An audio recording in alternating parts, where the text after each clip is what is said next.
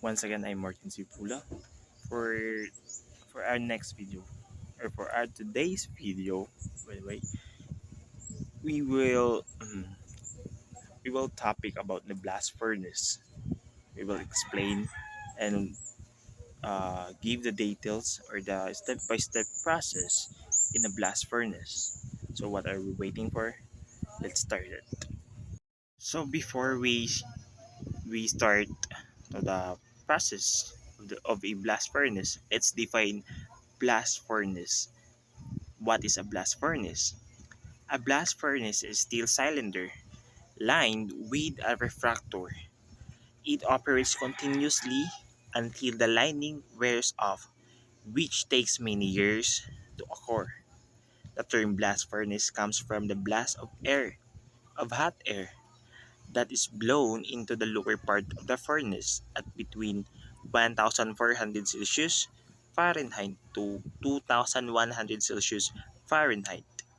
Molten iron is produced in the blast furnace by the following steps. A blast furnace process.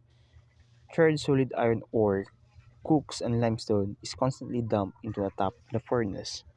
A blast of air is blown into the furnace from the bottom.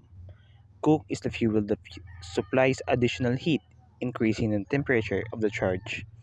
Chemical reaction occurs. Coke reacts with the oxygen from the air, creating the reducing agent, which removes oxygen from the ore.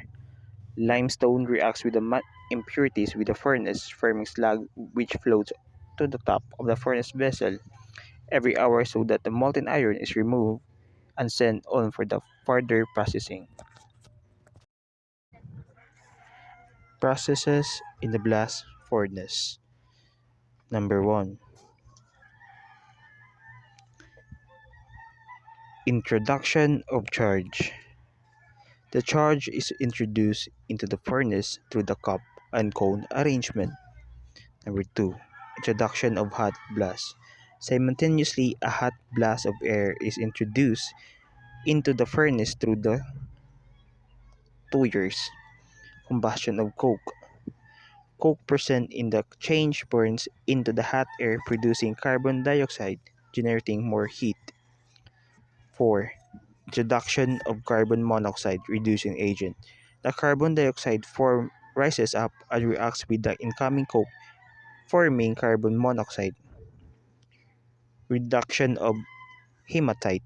Carbon monoxide form is a powerful reducing agent. It reduces hematite to iron. Decomposition of limestone. Due to the heat, limestone decomposes, forming calcium oxide and carbon dioxide. Number 7. Formation of slag. The quick lime dust forms acts as a flux and combined with sand, converting it into calcium silicates, an easily fusible mass. Mass is called slag. The iron form is collected at the bottom of the furnace and the slag forms a layer on it. It, pro- it products that molten in from oxidation. The iron obtained by this process is called pig iron.